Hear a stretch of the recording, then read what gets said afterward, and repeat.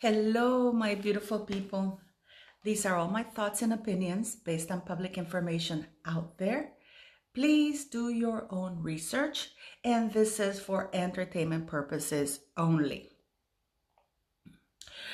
I just feel that, for me anyways, that I should do something about this and expose Meghan Markle's envy, why Meghan Markle hates her sister so much. And this is my take on it, clearly, right? Please, if you like my video, share, like, and subscribe, and also sign up to Truly app. I will to Truly. Right now, I told you it's on a waiting period, but the app hopefully will be launched in December, January, and then I'll be able to give you 20-second answers like this to you, just to you, so you'll be able to ask me any questions. Because I get a lot of censorship on YouTube. You all know that. It's free, it doesn't cost anything. So just sign up on the link that I'm leaving below, okay? And let's get started. You know, it had been nagging me why Meghan. Now we know that Meghan is the ugly half-sister. Not the stepsister. You know, in Cinderella, you have the beautiful sister and the ugly stepsister. She is the ugly half-sister. The ugly, envious half-sister. Don't forget, people, that Meghan Markle started working in Suits in 2011, until 2011. Prior to that, she was, remember in the Working Actress blog, how she was kissing all these guys and she was being treated like dirt everywhere, and how she had to go home and hug a bottle of wine because she was being made to kiss all these guys. I wonder who all these men were, because she wasn't doing any serious. She had one-liners here and there. And you know what bothers me about the one-liners she had? That she played Latino roles. You know, she played a Latino woman. Oh my God. Thank God she's not Latina or Hispanic or whatever you want to call it. So up to that point, and Suits wasn't immediately a hit. And it was only a hit for the first couple of years. After that, they struggled with ratings. I think they got up to 2 million, which was pretty good. But after, it started going down in the decline, to the point that when they did the last episode with Meghan Markle getting married, they didn't even get 900,000 viewers worldwide. And this is at the peak of her fame, with her about to get married to Prince Harry and stuff like that. Let me have my coffee. So I started investigating. I talked to Samantha too. But just so you know, please keep in mind that Samantha Markle has advanced multiple sclerosis.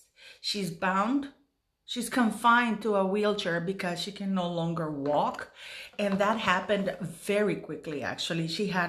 I think she had the rapid onset of MS, because I've known people who were diagnosed with MS and they lived many years without symptoms. You know, maybe some symptoms, you know, the shuffle walk, a little bit of problem speaking, and certain things, and they managed to live all their lives without advanced symptoms. But for her, unfortunately, she got symptoms rather quickly, you know.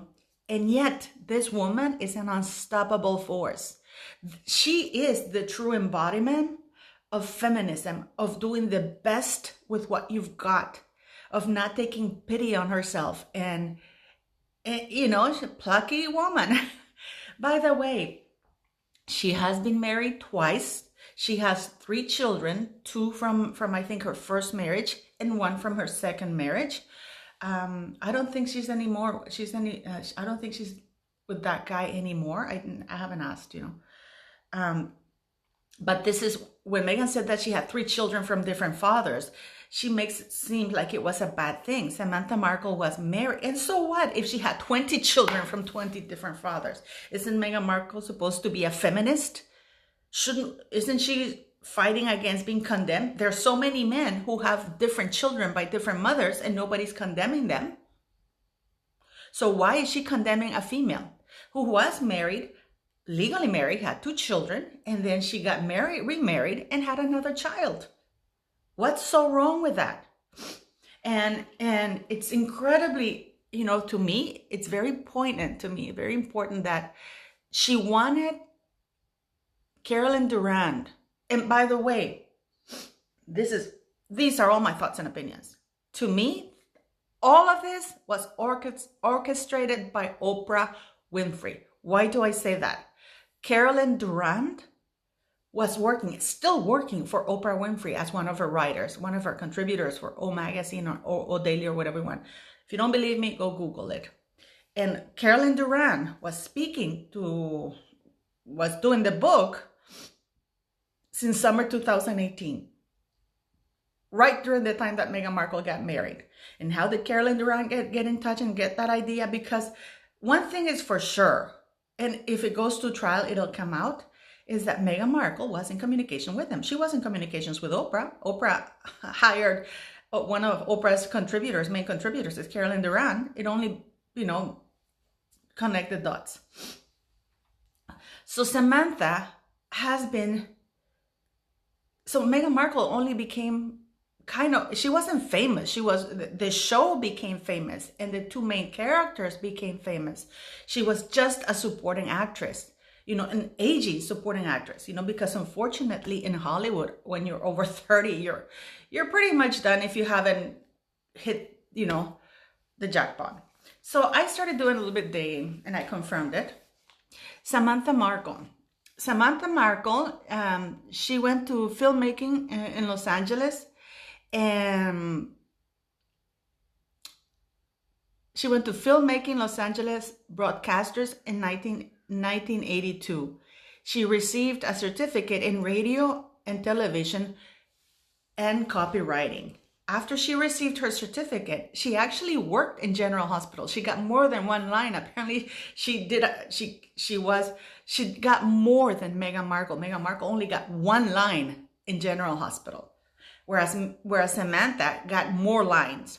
And then she was doing different work. She was doing commercial work, like commercials in copywriting, screenplays. She was doing all of that, but she got quite a few lines in General Hospital. I think that would have really stunned Meghan Markle, because she only got one line. I think it was hello or something like that. In 2000, from 2002 to 2005, let me get that, Samantha earned her bachelor's degree in criminology and psychology. So Samantha Markle has a degree in criminology and psychology. You would think that, she can spot a criminal. I guess, her love for her sister blinded her, and the fact that she couldn't think that Meghan would be that evil. And please keep in mind that by then Samantha was declared with MS, and she was having serious difficulties at the time. She didn't feel sorry for herself. She got her crap together and continued improving herself. Then in 2011, she has a Master's of Arts degree in mental health. This woman is highly educated, and she's been working all along in copyright and different projects in the industry of Hollywood and stuff like that. This is a highly accomplished individual, a highly educated person. And by the way, Mr. Markle was not helping her like he helped Meghan, because he had no money by then, because he had spent almost all of it on Meghan Markle's education at Northwestern University, where she graduated with a bachelor's degree in communications. Okay?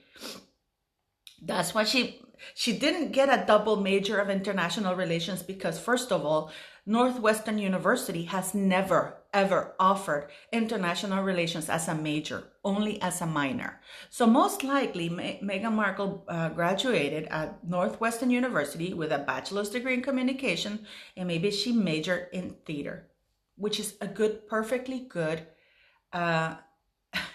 degree. But of course, she's saying that she double majored. She did this because she's in competition with Samantha Markle. Now, if you look at the picture I posted of this picture was taken at Samantha's graduation.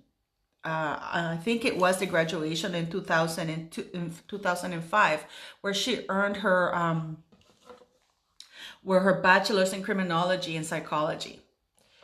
you can see clearly, I mean, I'm no body language expert, but you can see that Samantha's holding her degree, her diploma by the name, and the name is Samantha Markle because she officially changed her name, her last name, back from Samantha Grant to Samantha Markle in the late 1990s, and she has never changed it since. That's another lie that Meghan Markle said. So you can see how Meghan Markle is leaning towards her with a big smile. Keep in mind that when that picture was taken, Meghan Markle was less known. To me, she's still a nobody. She's just a more known nobody. You know what I mean? She's a nobody. Meghan Markle is a nobody. She's more known now because of her husband's platform. So you can see her. She's really proud of her sister. She's leaning towards her. So all this crap that Samantha wasn't close to her, that's crap. Those are lies. Those are lies. I actually try to post Thomas Markle's comments on Big Brother Australia, but it got taken down by copyright. Like yesterday, I posted something about Patrick Christie talking about Remembrance Day. I don't know if some of you got to see it, but I had to take it down because they didn't allow me to have it there, even though I credited them, But it was moving. I love Patrick Christie's. But now we're getting a picture of why Meghan Markle hates Samantha Markle. Because Samantha Markle is... Meghan Markle is so mediocre in everything. We have Samantha Markle, a power force, nature. This woman doesn't let a wheelchair, and let me tell you, multiple sclerosis that advanced, as I don't know if any of you have multiple sclerosis. I'll leave a link of what multiple sclerosis is, and you will understand how amazing this woman is. And during all that, she was being a mother to her children. She was still getting education, went back to get her master's. She was working. So there's a lot of envy. There's a lot of envy because Meghan Markle is envious. She's jealous of Samantha because she knows Samantha, she is everything she will never be. Samantha is pretty. I mean, Samantha is 56 years of age and she is pretty. I mean, you can see she's pretty in spite of the ravages of her illness. She's a very pretty woman. You know what I mean? And MS takes a huge physical toll. And even then, Samantha, you can see she's really pretty. She's very, very well educated. She's high achieving, and she didn't need to sleep with anybody to do that. She didn't need to open her legs to get roles, nor to kiss frogs or anything like that, because Samantha was working on her field, which makes Meghan Markle's slander and lies the worst. Now, Samantha Markle is saying that she's talking to attorneys in the US because maybe in the UK the time has lapsed because it's 1 year. I would encourage her to really talk to a lawyer who knows in the UK, because it is 1 year from the time you find out the slander occurred. So if she found out just now that about this slander because it was just published, because then the time starts running from the time that she found out about the slander. So she is still within that 1 year of being able to sue Meghan Markle for slander and libel and everything else. So what do you guys think? Meghan Markle is a jealous, mediocre nobody who now, thanks to her husband's platform, is more amplified. Her faults were more amplified. She had the best, and I don't understand. I talked to Pidina why the Black community would choose to endorse such a heinous, disgusting, lying, abusive creature instead of looking for positive role models to represent. Because let me tell you something, the Latino and Canadian community, well, she's not Canadian, thank God, but the Latino community, Canada kicked their asses out of Canada quickly. But the Latino community or Hispanic community would never, ever choose a woman like Meghan Markle or stand behind somebody like her. We call our own out because we want people to represent us in a positive light. We don't follow liars, murderers, narcissists. We call them out. I don't understand this blindness to cling to somebody who's clearly a terrible person. Meghan Markle is a criminal who used the royal family's platform to to to get even in her mind with her sister, because her sister was more successful. So in my opinion, the reason why she was vilifying Samantha Markle so much is because Samantha Markle is actually the opposite. Samantha Markle, as I said, is a high achieving individual who is much better than she is. But what do you guys think, my lovelies? Okay, please leave me your comments and do engage. Okay, so thank you so much for listening to my videos, and have a good day. And tomorrow I'll do a live. Tomorrow is my birthday. I'll be 53 years old. Actually, I'll be finishing my 53rd year and starting my 54th year. Ugh. So anyways, be tomorrow at my live at 8 p.m. Norway time, so we can all have a glass of wine and just enjoy ourselves, okay? And thank you. Please leave your comments.